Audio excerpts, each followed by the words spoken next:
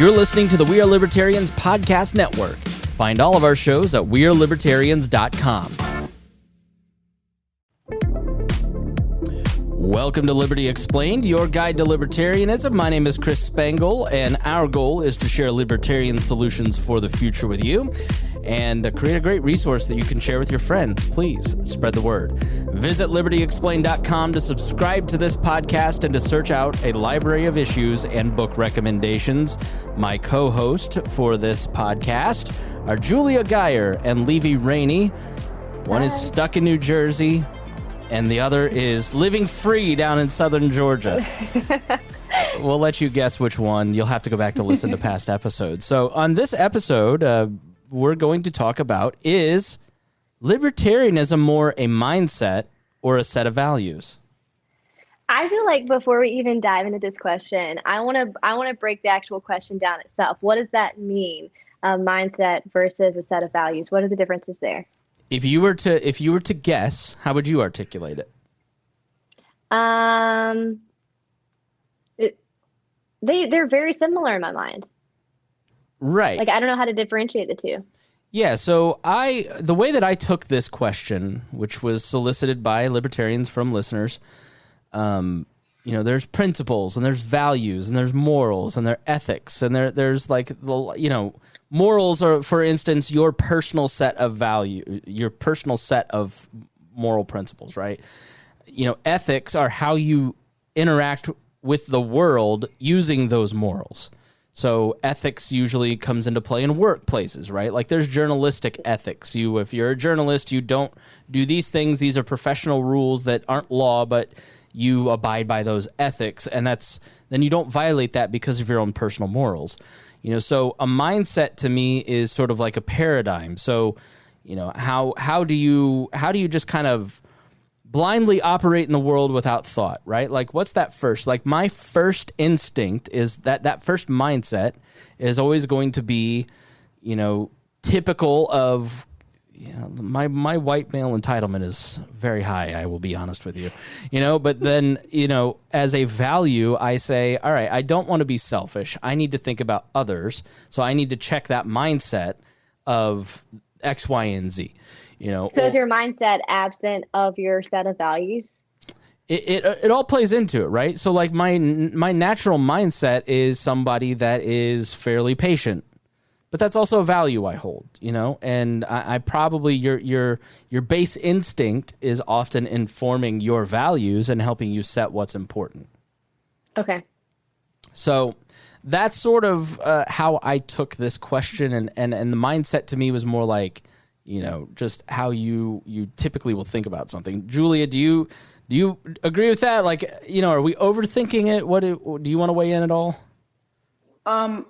Actually, my Wi-Fi cut out when you first started talking for a few seconds, but I caught the end of what you were saying. I think I got most of what you said. I think your values inform your mindset, but I think that, your mindset, I think you carry it closer to here, where your values are like more in the back of your mind, and like your mindset is more of like the forefront of your mind. Like you said, your instant gut reaction. But they go hand in hand, they're connected. Your mindset normally is not very different from your values, I would say. So that's why I sort of like answer this question with, it's sort of both. So yeah, libertarianism really it focuses on extending your personal morality and ethics into organizing society at large, right? So I don't believe that it's right to hit people. So why would I want to take that force that I don't believe in personally and say the government doing that is okay? Like the morality doesn't change because 800,000 people voted on it. So, we want essentially the rules that we were taught as kids to be followed and extended to societal organization. So don't hit others and don't take their stuff. So the government really is organized around the premise that if enough people agree, these things are okay.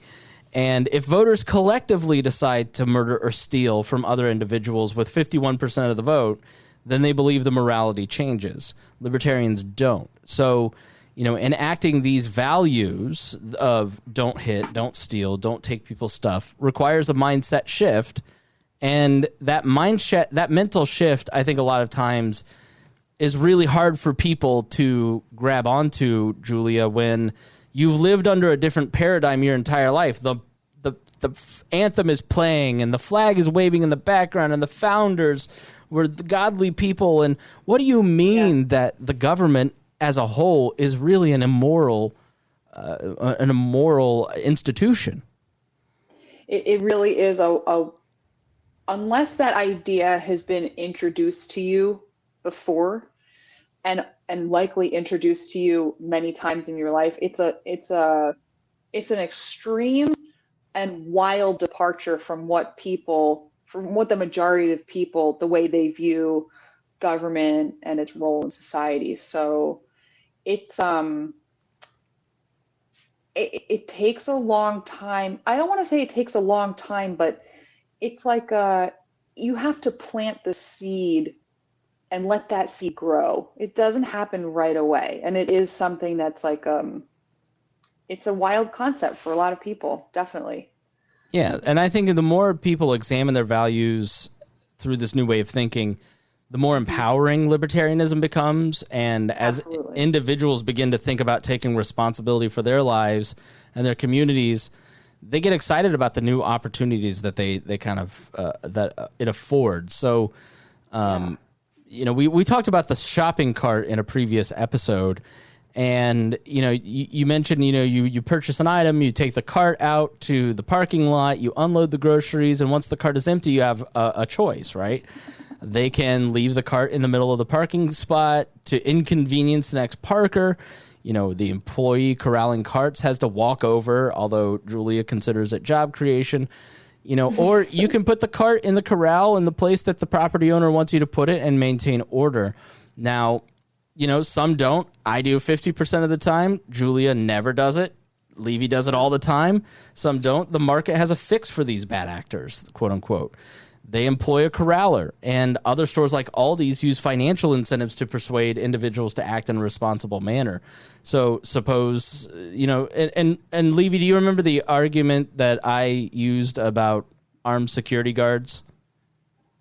Well, you were talking more about like societal pressure, right? You don't want to get in trouble in front of your friends. You don't want to be reprimanded, and that can be a higher pressure than actual aggressive force put on you.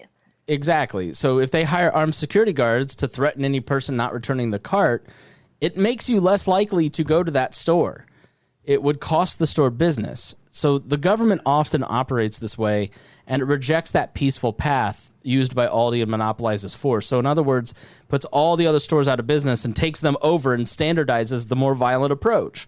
And so we tend to advocate for that more peaceful path by reminding individuals of their personal responsibilities, their right to be left alone, and providing solutions through the marketplace to handle a lot of these complex problems.